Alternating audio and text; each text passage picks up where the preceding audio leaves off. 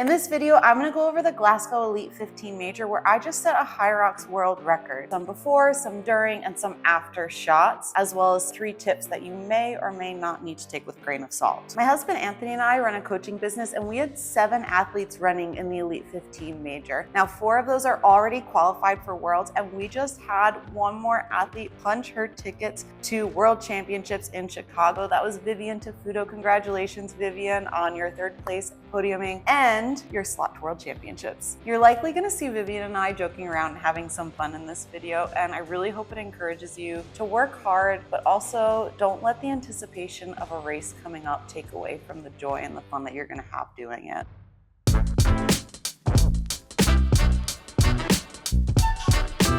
I am in Glasgow for the final major of the HYROX season. Now, it's important to expect some hiccups while you're traveling, and I had quite a few of them, so I'm going to be listing some tips to kind of get you through those hiccups and or possibly avoid some of the mistakes I made. Tip number 1, always check which terminal you're supposed to be leaving out of. I booked with Delta, but they were operated by KLM. Now, when I lived in Salt Lake, that was the same terminal, so I dropped everything off at Delta, even though the KLM plane went to the Delta terminal.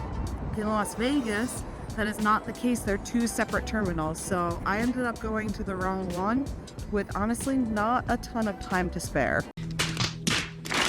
Now for tip number 2, I believe I mentioned in the last video in the lead up to Glasgow that I was going to have a really short layover with my connecting flights to get here. Now I made the connection, but my bags didn't. No, God! This is not the first time that that's happened, so I was prepared. This is like a big tip. I made sure that I had everything that I needed with me on person. So as I mentioned, my race shoes was the big one, and then also a backup race kit in case the one that they give me doesn't fit right. In the bag that I checked was just more luxury items, things that I want but don't necessarily need, and I'm glad I did that. So tip number 2 is a really big one. Make sure you have everything you need if you're going for a race trip with you on person. Tip number 3, now this one's completely on me, but know some basic cultural differences before you travel to another country. For example, when I ordered an Uber to come get me from the airport, I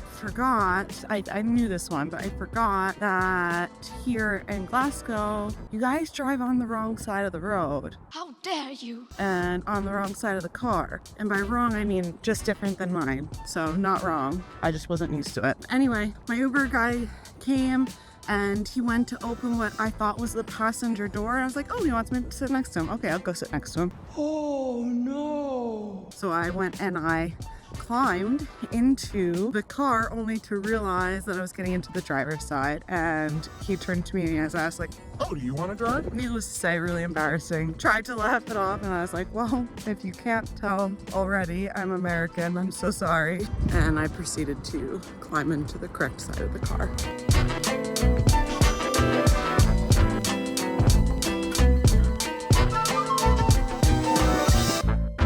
Hi. Hi, Mama. We love you. I love We just want to say good morning when you wake up. you. Yeah. And we hope you have an amazing day. I miss you today. We love you. I love you.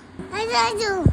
Okay, this is what I am bringing with me to the venue. I have to leave in about 20 minutes, so I definitely have to get dressed. I don't think I need all this. Oh, and I'm bringing like 3 pairs of these shoes because I can't remember which ones have more miles in them, so I'm gonna kind of play around with them once I get to the venue. Alpha Flies in case I change my mind, because I think that they will probably corner better, and this race has a lot of corners. Sour Patch Kids, all my feed goodies, bracelet to get in, and race kit. All right, it is almost go time. We have a meeting at 1, so briefing part 1, briefing part 2 will be done around 2:45, and then I have some interviews. I'm bringing all my stuff with me so that I don't have to come back to the hotel, but I am pretty close if I need to. I have 4 pairs of race shoes with me. That's pretty cool, actually.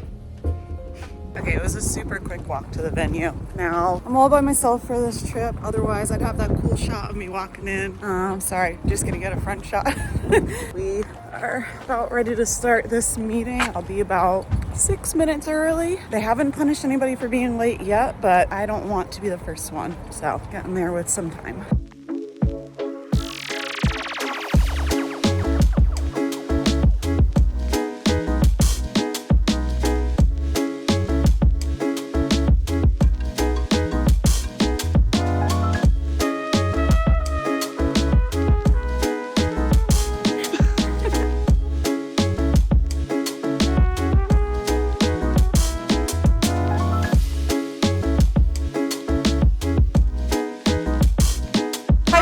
Say hi. Hi. Where are we? We're at Scotland. We're in Glasgow. What are we doing? We're getting ready for the fourth. Oh, we have to do ASMR. Sorry, we gotta go.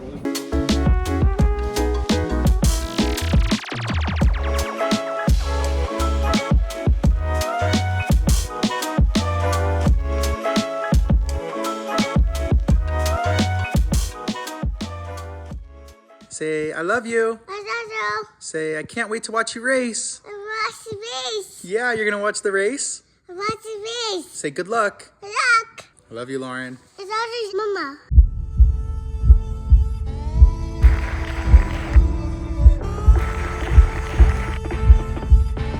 From Glasgow, our women to lead 15 and they're up.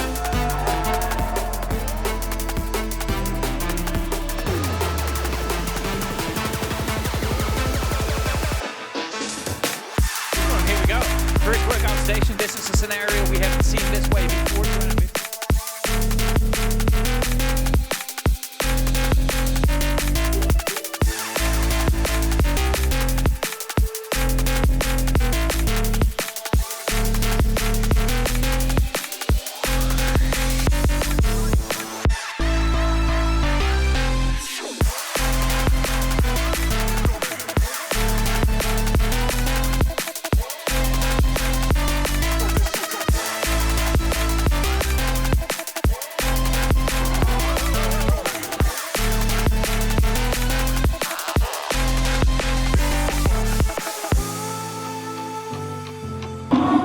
In the front, Lauren Weeks and Joanna Wietrzyk.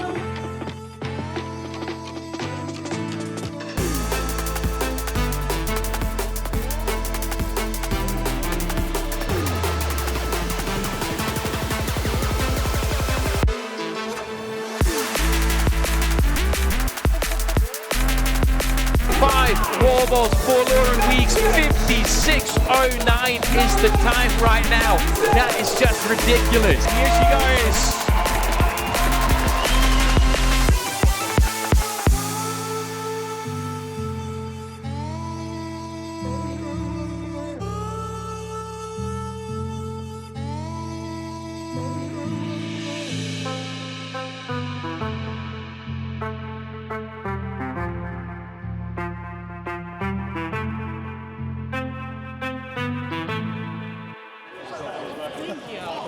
Joanne.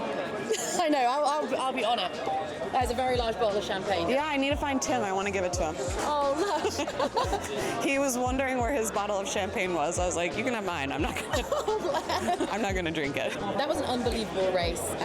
Talk me through the mentality, especially in the early parts. Yeah, so it was a little difficult when you were coming in and the out. It was a lot of sharp turns, but I didn't lose count. I don't think any of us lost count, which is amazing. I thought somebody would, but the race definitely became mentally challenging once I got to the sled push, which is really early on. I don't even know how many seconds behind. I'll have to go look, but I felt pretty far behind. So it was mentally staying in it and knowing that the laps are really small, and just because I can't see Joanna ahead of me, it doesn't mean that I can't work hard to try and catch back up to her. How deep did you dig? I had to dig pretty deep.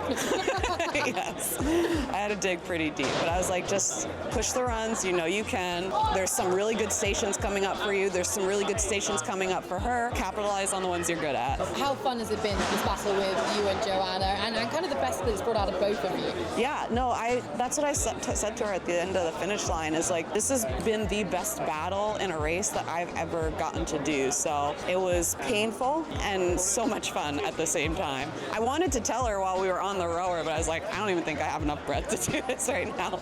Well, it all paid off because guess what? A brand new world record. How do you even take that information?